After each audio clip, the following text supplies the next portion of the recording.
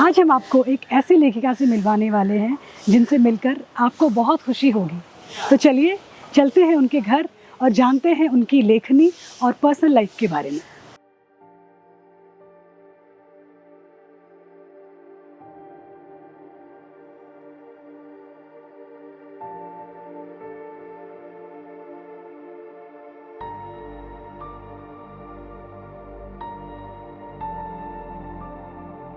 ये वो आशियाना है जहाँ बंद कमरे में चुपके से कई कहानियाँ आकार लेती हैं और वो कहानियाँ बड़े हौले से पाठकों के दिल में उतर जाती हैं।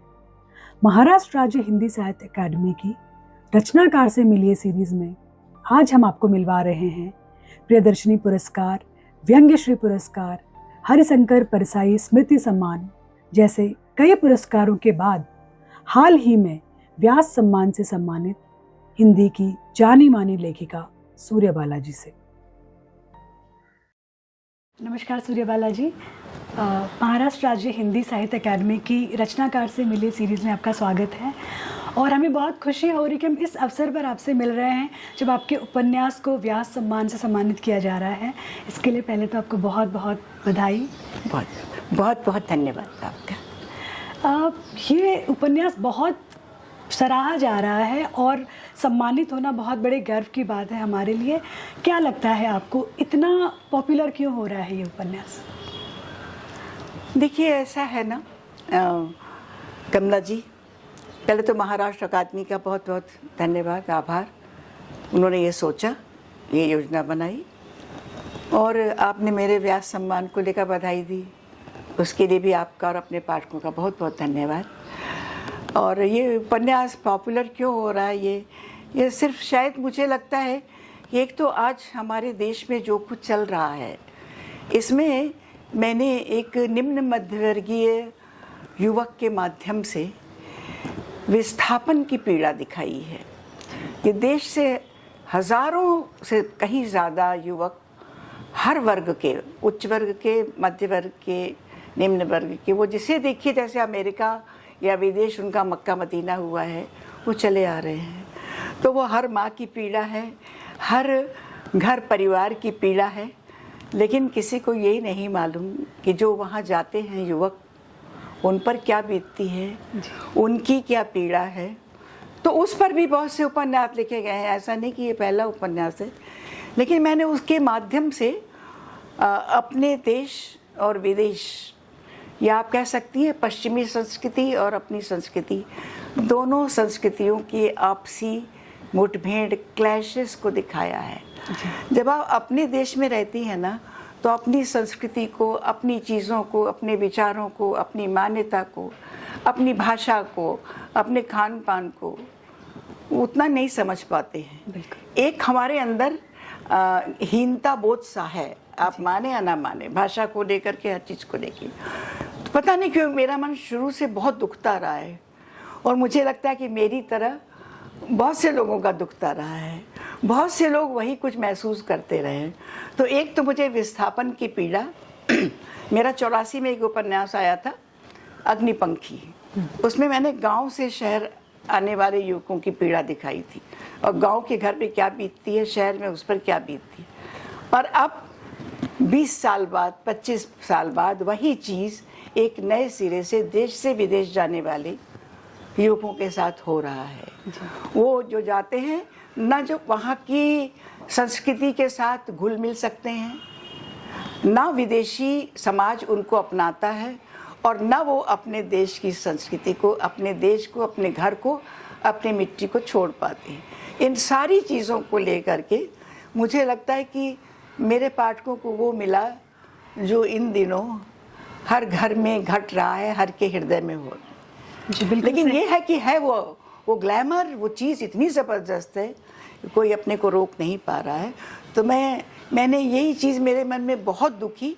और ये भी लोग सोच सकते हैं कि भाई ये प्रवासी लेखिका तो है ही नहीं, तो ये प्रवासी उपन्यास कैसे हुआ।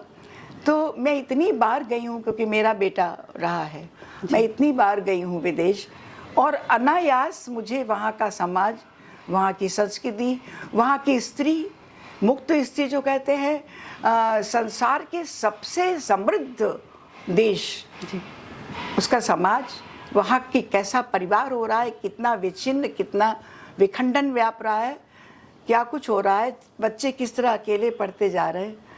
तो ये सारी चीज़ें बार बार जाती थी, बार बार मुझे कुरेती थी और मैं डायरियों में नोट करती चली जाती थी। वही सारा कुछ आया तो शायद पाठक अपने आप को पा रहे हैं। बिल्कुल, आपने सही कहा कि आज हर घर में एक बच्चा तो एटलीस्ट वो ट्राई कर रहा है कि विदेश जाए और बस। रोजी रोटी की तलाश है, और वो दर्द भी है, देश साथ चलता है। तो वो पीड़ा आपके उपन्यास में नजर आई। आपने अभी अपने उपन्यासों में स्त्री किरदारों की बात की। आपके लिए कहा जाता है कि आपकी रचनाओं की महिलाएं विद्रोह क्यों नहीं करती, तो आपको क्या लगता है कि ये इस तरह आपकी वाकई है या इसके पीछे आपकी कोई और सोच है? वो ये माँ जी, आपने बिल्कुल ठीक कहा। बहुत से लोग पूछते हैं इस तरह, मैं मुस्कुरा लेती हूँ वो मुझे कुरेदने की कोशिश करते हैं, लेकिन मैंने अपने जीवन में जिन स्त्रियों को देखा है, और ये भी है कि एक वर्ग ये भी कहता है कि आपके स्त्री पात्र मुखर क्यों नहीं होते, आक्रामक क्यों नहीं होते, विद्रोह क्यों नहीं करते, और दूसरे लोग ये भी कहते हैं कि आपको ये स्त्री पात्र कहाँ मिले।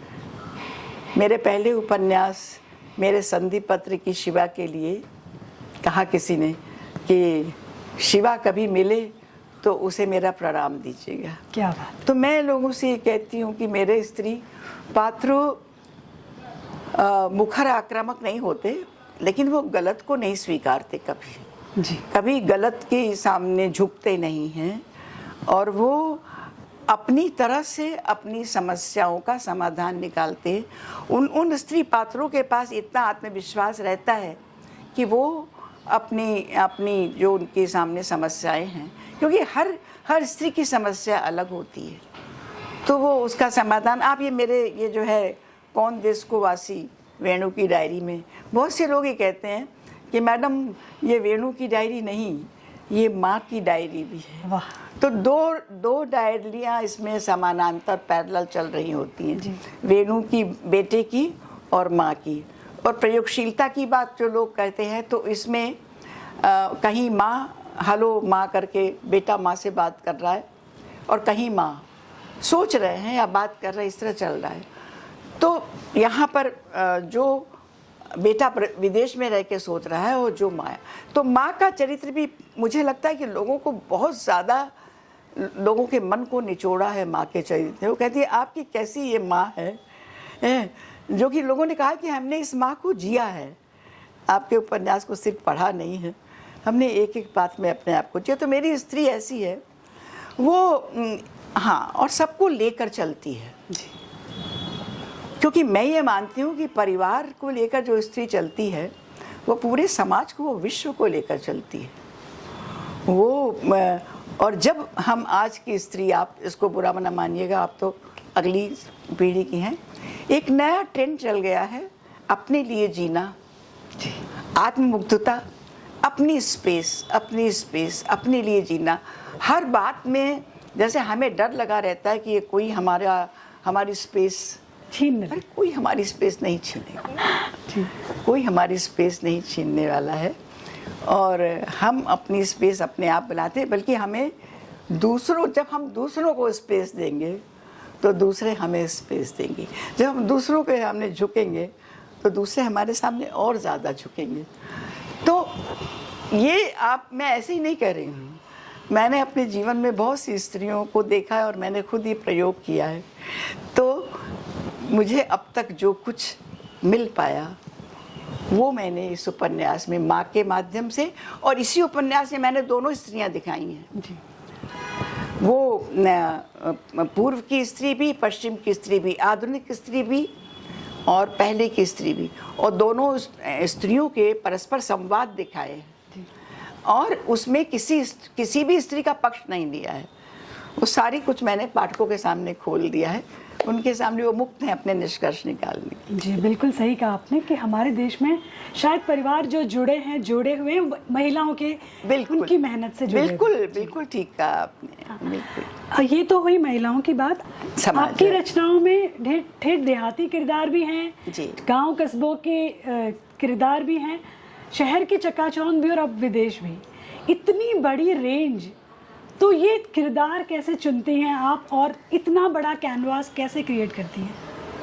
मैं कुछ नहीं चुनती हूँ कमला जी, कहीं चुनने नहीं जाती हूँ, कहीं कहानियाँ ढूंढने नहीं जाती हूँ। मेरी कहानियाँ आपसे आप मेरे पास आती हैं और ये ईश्वरीय संयोग है बहुत बड़ा। आप ईश्वर कहिए या नियति कहिए, जो भी कहिए, बहुत बड़ा संयोग है कि मुझे मेरे जीवन में ऐसे ऐसे मोड़ आए कि मुझे आपसे आप वो समाज, वो किरदार, वो वर्ग, वो समय मेरे पास आता चला गया।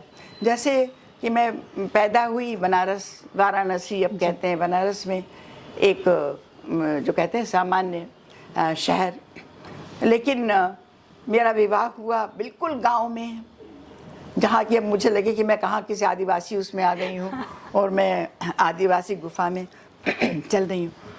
तो विवाह गांव में हुआ, फिर उसके बाद मैं गांव में रही नहीं, मैं आ गई शहर, लेकिन गांव तो आता रहा शहर, तो पूरा पूरा गांव का माहौल आता रहा, गांव की भाषा आती रही, गांव के चरित्र आते रहे।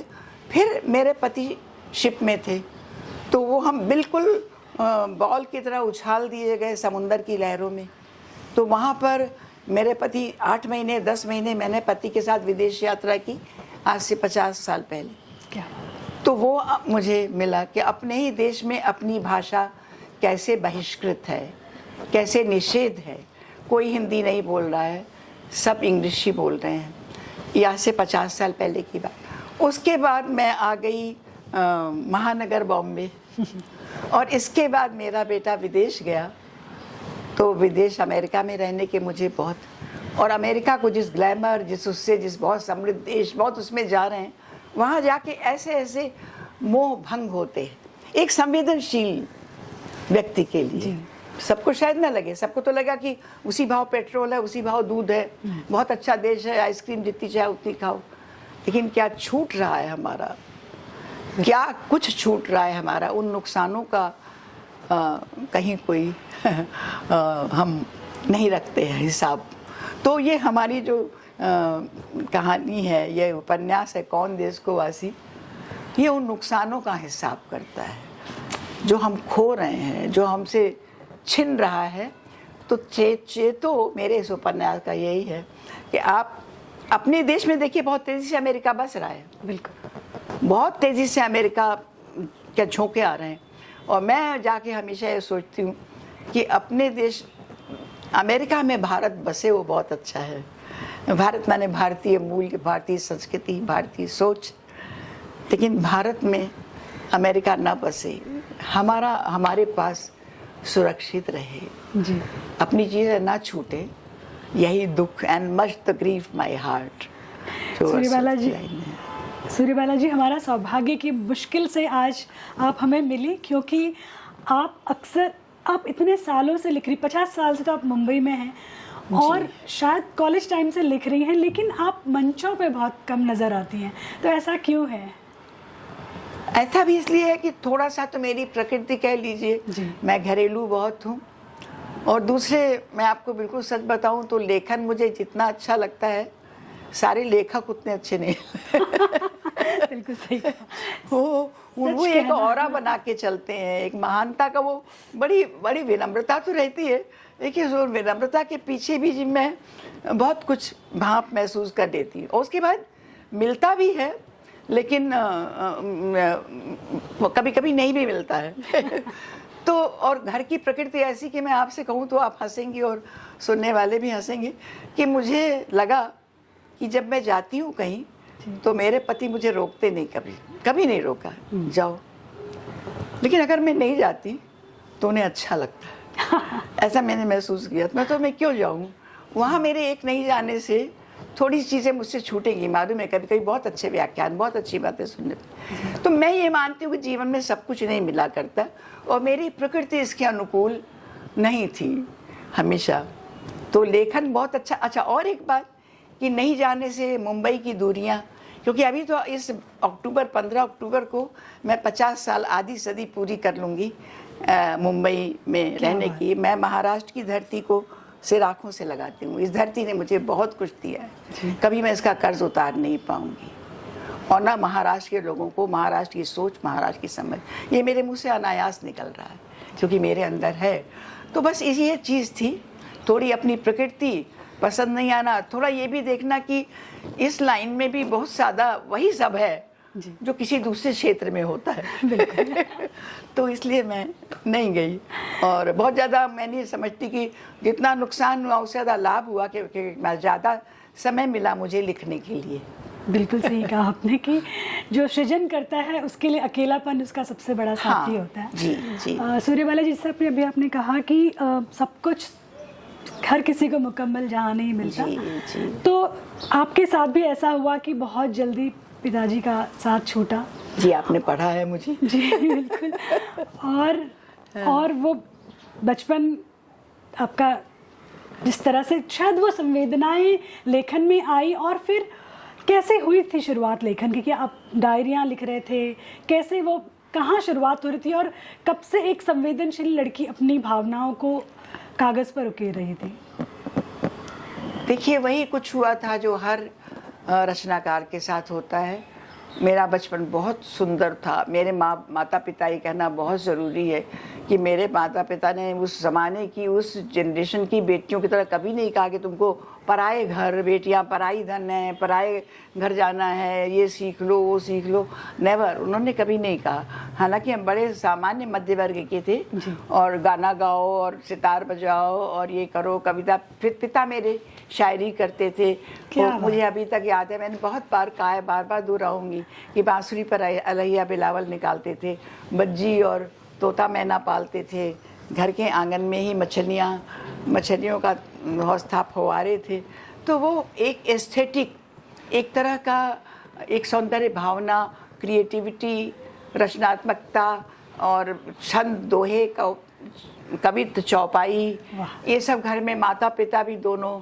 तो ये सब माहौल था। मेरी बड़ी बहन मुझे सारी हिंदी की कहानियाँ पढ़ के सुनाती थी। तो ये सब कुछ था। तो उसमें जब पिता नहीं रहे अचानक, मैं 6वीं में थी, तो इतना ज़्यादा इस तरह का उजाड़, मछलियाँ भेजती गई, कहीं पौधे सूख गए। आज का समय नहीं था, वो स्त्री, मेरी माँ कभी घर से बाहर नहीं निकली थी। सूख गए, पौधे सूख गए, मछलियाँ भेज दी गई और सारा जितना कुछ हमारा सजाया घर था वो बिल्कुल पूरी वीरानगी में बदल गया। शायद वही कुछ था कि जो कुछ पिता की शायरी में सुनती थी अच्छी, वो अपने आप जो कहा है ना, वियोगी होगा पहला कवि, आह से निकला होगा गान, उमड़ कर आँखों से चुपचाप बही होगी कविता अनजान। तो मैं कह रही थी ये कि एक किशोरी, कुछ 12 साल 11 वर्ष की उम्र रही होगी मेरी, तो वो जो मैंने उजाड़ देखा अपने घर का और माँ का संघर्ष जो मैंने देखा जी, तो वो मेरे अंदर इस तरह धंसता चला गया। और उम्र ऐसी थी कि मैं किसी से कह कुछ नहीं सकती थी, तो मैंने वो अपनी कलम से ही अनायास वो फूटता चला गया, जो मैंने आपको कविता कही वो लाइनें।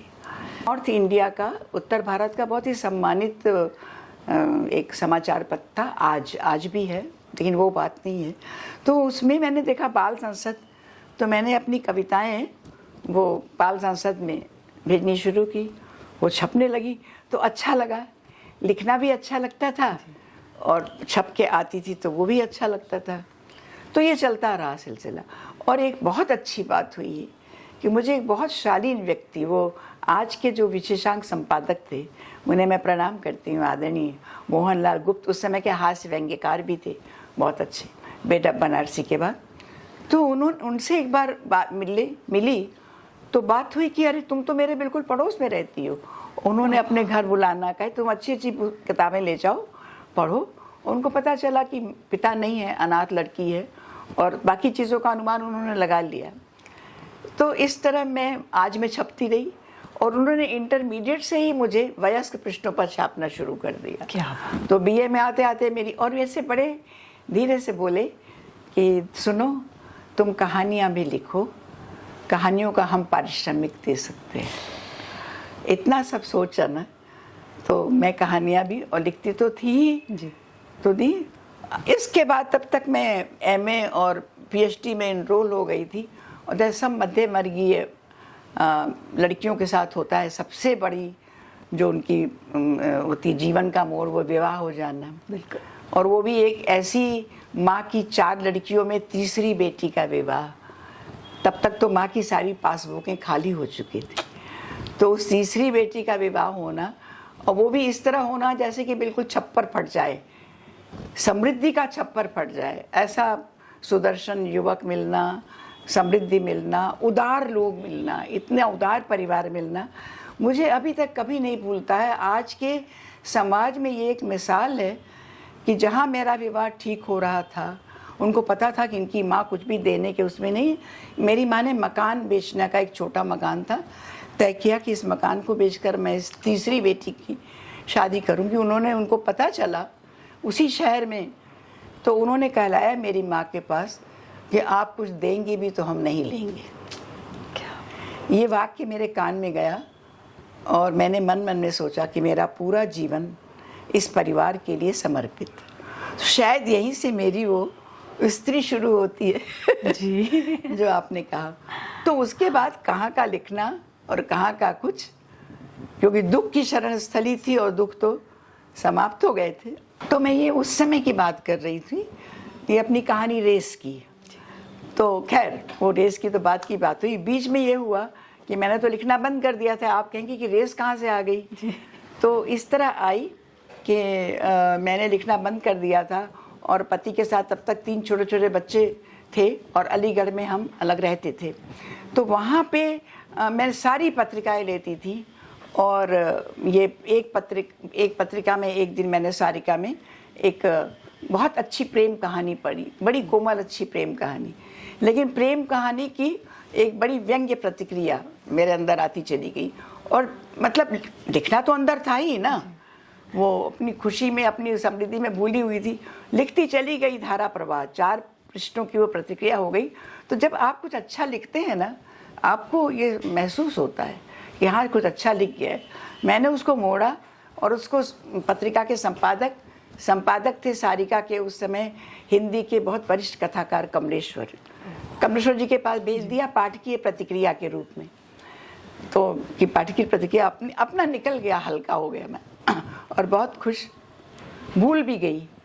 1 महीने बाद मेरे पति तब पत्र ऑफिस में आते थे उनके, और कमलेश्वर जी के हाथ का लिखा पता, उनके हाथ का लिखा 4 लाइन का पत्र प्रोत्साहन से भरा कि आपकी ये रचना पढ़ी, पाठ की प्रतिक्रिया सोची, और मुझे लगा कि यदि आप नियमित रूप से लिखें तो हिंदी को आपसे कुछ बहुत अच्छी रचनाएं मिल सकती हैं। आप नियमित लिखिए और अपनी कुछ रचनाएं मुझे पढ़ने के लिए भिजवाइए। तो इस पर ही मैंने उनका बड़ा मज़ेदार जवाब दिया। मैंने लिखा कि एक इतना बड़ा संपादक और एक युवती, एक गृहिणी से डर गया। वो लिख रहा है कि पढ़ने के लिए भिजवाइए, कि मेरे पास कोई सेल्फ रिस्पेक्ट नहीं है कि मैं आपको तुरंत छपने के लिए भेजने लगूंगी। एनीवे, फिर उसके बाद ये भी लिखा कि जोक्स अपार्ट कमलेश्वर जी, आपकी पंक्तियाँ मेरे लिए लक्षद्वीप है, आकाशदीप है, जिन्होंने मुझे टॉर्च दिखाई, एक रास्ता दिखाया। तो इस तरह ये रेस और दूसरी कहानियों का। तो पहली कहानी मेरी जीजी थी। तो ये जो आपने पूछा, मेरे लेखन की शुरुआत वहाँ से हुई, पर पूरे 8 वर्ष लेखन मतलब प्रकाशन बंद रहा। मैं स्क्रिबल करती रही यहाँ वहाँ, और उसके बाद फिर ये इस तरह मेरी कमलेश्वर जी को एक कहानी भेजी। वो कहानी याद है, पहली कहानी भी जीजी। कमलेश्वर जी ने उसे महिला कथाकार अंक अक्टूबर 72 सारिका शीर्ष पत्रिका कहानियों की उसमें दिया। और उसके बाद मुझे इतना मज़ा आने लगा, क्योंकि अंदर इतना आत्मविश्वास, ऐसा लगा कोई खड़ा हो गया सामने और उसने कहा कि हाथ बढ़ा रहे हैं, ये ऊंचाई है, आ जाओ, मैं हूँ यहाँ। बिल्कुल। और सारिका के संपादक से मिली आश्वस्ति किसी बिल्कुल नए लेखिका के लिए बहुत ज़रूरी है आज के लोग। लेकिन मैंने तब तक लिखना कंटिन्यूअस नियमित मेरी 3, 4, 5 अच्छी पत्रिकाओं में रचनाएं, कहानियाँ, व्यंग्य आते थे। धर्मयुग में पहला व्यंग्य। लेकिन मुझे हमेशा ये लगता था कि इतनी बड़ी पत्रिकाओं ने मुझे अपना विश्वास सौंपा है। डॉक्टर धर्मवीर भारती, उन्हें मैं प्रणाम करती हूँ। कलमेश्वर जी जैसे लोगों ने मुझे एक नई सी लेखिका को ये विश्वास सौंपा है, तो मुझे इस विश्वास की रक्षा करनी है। और मुझे सखेद वापस लौटना रचना का, वो बहुत डराता था क्योंकि घर में पति बच्चे सब लोग हंसेंगे। हाँ। तो इसलिए मैं पूरी खबरदारी के साथ 3, 4, 5 ड्राफ्ट देखकर पूरे इत्मीनान के साथ ही भेजती थी। और आपको ये भी बता दूं कि लिखने के सिर्फ 2.5 वर्ष बाद मैंने एक उपन्यास भी पूरा कर लिया, वो मेरे संधि पत्र। वाह। और उसको भारती जी ने बहुत पसंद किया और उसको धर्मयुग में उन्होंने धारावाहिक, जी, वो किश्तों में तो 12 किश्तों में धारावाहिक। अगर धर्मयुग में कोई उपन्यास आ जाए तो आपको नए से नए लेखक को और कुछ करने की आवश्यकता नहीं है, वो घर घर में प्रविष्ट हो गया, मेरा नाम भी और वो उपन्यास भी। ठीक है। आपने इतने प्रतिष्ठित संस्थानों के लिए लिखा है, बेशक प्रतिक्रियाएं भी आती होंगी और आपको पढ़ने वाले पाठकों की बहुत बड़ी रेंज है, तो किस तरह की प्रतिक्रियाएं, कोई ऐसी जो दिल को छू गई, वो साझा करना चाहेंगी?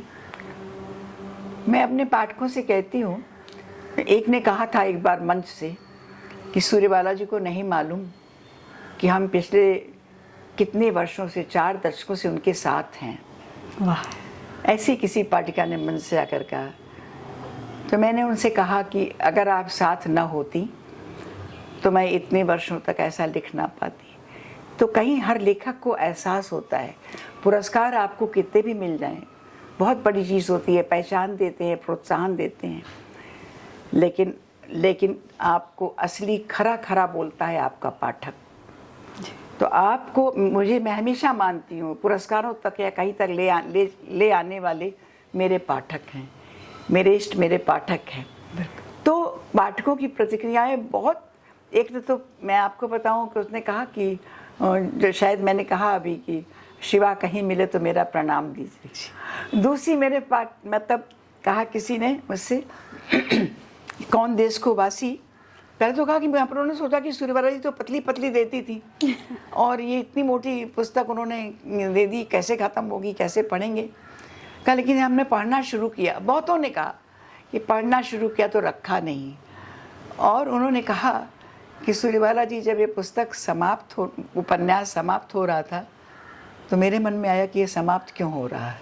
क्या तो हमने कहा इससे बड़ी प्रतिक्रिया। और एक बड़ी अच्छी प्रतिक्रिया पुष्पा जी, मतलब डॉक्टर धर्मवीर भारती की पत्नी पुष्पा जी, और उनका आई कि सूर्यबाला मेरी कहानी है एक आखिरी विदा। वो भी देश से विदेश जाने वाले युवक परी है कि सूर्यबाला भाई तुम्हारी कहानी पढ़ के मैं बहुत रोई। तो मैंने उनसे कहा कि मुझे बहुत खुशी है कि मैंने पुष्पा भारती को रुलाया। और फिर भारती जी ने उनसे फ़ोन ले लिया और मुझसे कहा कि कहाँ से लाई ये भाषा। मुझे सूझ गया। मैंने उनसे कहा कि ये आप पूछ रहे हैं, क्योंकि भारती जी का अंधा युग और कनुप्रिया मेरे तो ऐसे ग्रंथ हैं, ऐसी पुस्तकें हैं जी। जब धर्मवीर भारती जैसे विद्वान अगर तारीफ करें तो फिर प्रतिक्रिया, छोटी प्रतिक्रियाएं मैं क्या ही पूछूं आपसे। जी।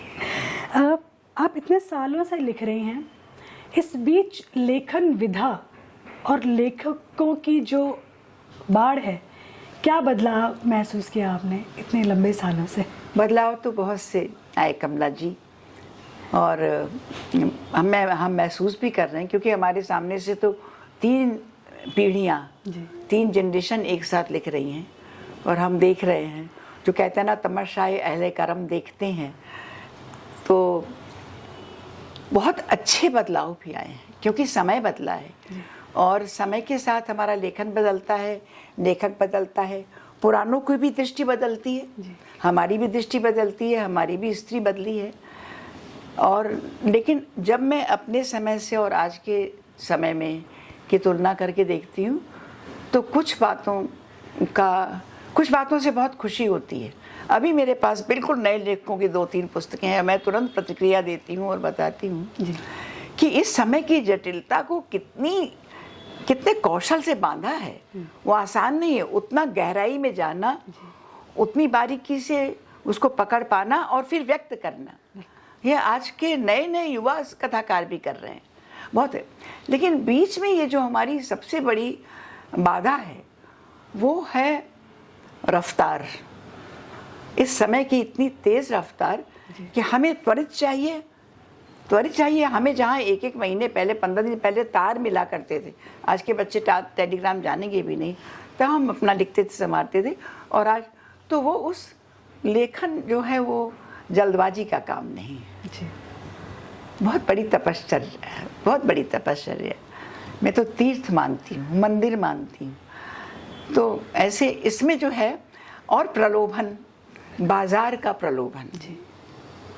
तो ये जो त्वरा है और दूसरी चीज़ बेसब्री, जल्दी से जल्दी बहुत कुछ पा लेने की बेसब्री, तो वो और नहीं मिलती तो आप और बेसब्र हो जाते हैं, आप और प्रयोग करने लगते हैं, आप और सारे दूसरी तरकीबें आजमाने लगते हैं।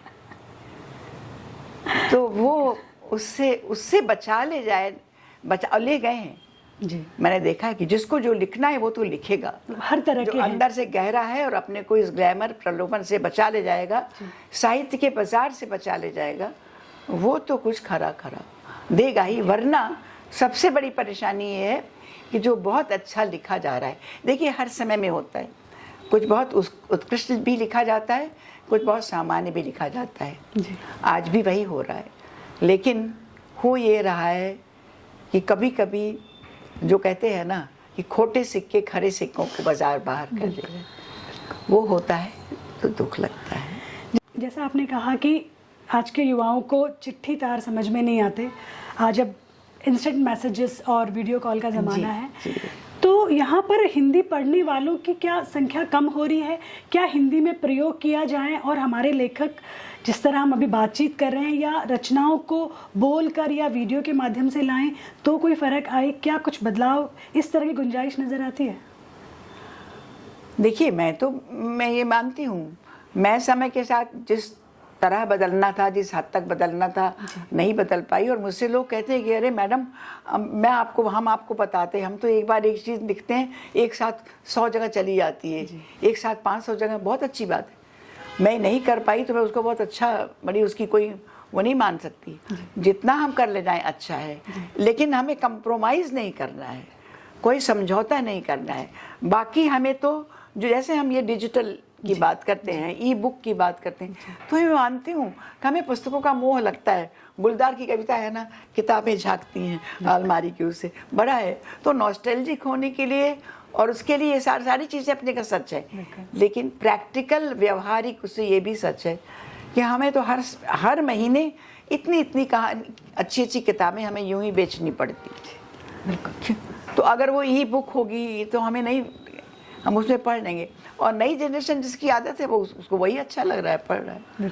तो इसलिए ये मोह हमें त्यागना होगा, ये अतीत का मोह त्यागना होना पड़ेगा डिजिटल। लेकिन मैं आपको ये बता दूं कि ये जो नहीं पढ़ रहा युवक, इसके पीछे हमारी भाषा का माध्यम है, जो कि हमने अंग्रेज़ी माध्यम कर दिया है। तो मैं बहुत पूरी उससे कहती हूँ कि माध्यम ने हम इस कम किया है, क्योंकि वही चीज़ें बच्चे कहते हैं। मेरे इस कौन देश को वासी वेणु की डायरी के लिए लोग कहते हैं कि मैडम अगर ये अंग्रेज़ी में आ जाए आप, तो जितने ये तो आज के युवकों के की आप बीती है और वो बहुत रुचि से पढ़ना चाहेंगे। कोई अभी बाहर से आई लड़की ने मुझसे कहा कि मैडम आपने जाके वहाँ देखा है क्या, वो जो वहाँ जाके हॉस्टल में भारत के 4 अलग अलग अंचलों के लड़के रहते हैं, उनका जीवन आपने कैसे इतना ट्रू लिखा। तो ये चीज़ें हैं कि वो मुख्य समस्या भाषा से ज़्यादा माध्यम भाषा की है। उनकी भाषा में मिले या अंग्रेज़ी में मिले, क्योंकि सब जगह अब तो, पहले मैं आई थी तो खाली हिंदी वाले अंग्रेज़ी बोलते, तो अब तो सारे भाषा भाषी अंग्रेज़ी बोलते। बिल्कुल। उसमें फ़र्क भी नहीं है, वो समय की मांग थी। हाँ। लेकिन कुछ हमारे चारित्रिक वो हैं जो मैं उस उपन्यास में लाई हूँ कि हमें अपनी भाषा, अपने देश, अपनी मिट्टी, अपनी संस्कृति को ले करके वो गौरव भाव नहीं है। जी, नए लेखकों और नए पाठकों के लिए क्या कहना चाहेंगे? यही कहना कि अपने लिए लिखिए, लेकिन जब आप प्रकाशन के लिए दीजिए तो अपने पाठक की सोचिए। जी। आप, मुझे मालूम है पाठकों के बहुत रेंज होते हैं, वो जो बहुत, मतलब ये नहीं कि एक चीज़ जो एक पाठक को अच्छी लगी दूसरे की भी, लेकिन आप तो ऐसा लिखिए कि हर पाठक की अंजलि में कुछ ना कुछ तो मिल ही जाए उसको। आपको इतना करना है, आप खाली अपने लिख रहे हैं, स्वांतः सुखाए तो लिख कर अपने पास रखे रहिए, उसको प्रकाशन को देने की क्या आवश्यकता है। मैं बिल्कुल सीधा विश्वास करती हूँ, चाहे देश के लेखक हो, चाहे विदेश का हो, किसी भाषा का हो, कि वो लिखिए जो आपकी अंतः प्रेरणा आपसे कहती है, जो आपका मन कहता है। देखिए क्या आप लिख जाएंगे, वो मत लिखिए जो विमर्श मांग रहा है, जो आंदोलन मांग रहा है, जो साहित्य का बाजार मांग रहा है, जो लोग कह रहे हैं वो ऐसा लिख रहा है, ऐसा लिख रहा है। वो सोच, एक किसी की पुस्तक ये पॉपुलर हो गई तो हम भी वैसे ही लिखें, हुए नहीं, आप नहीं लिखिए। आप तो जो आप लिख सकते हैं, आपकी प्रतिस्पर्धा अपने आप से होनी चाहिए।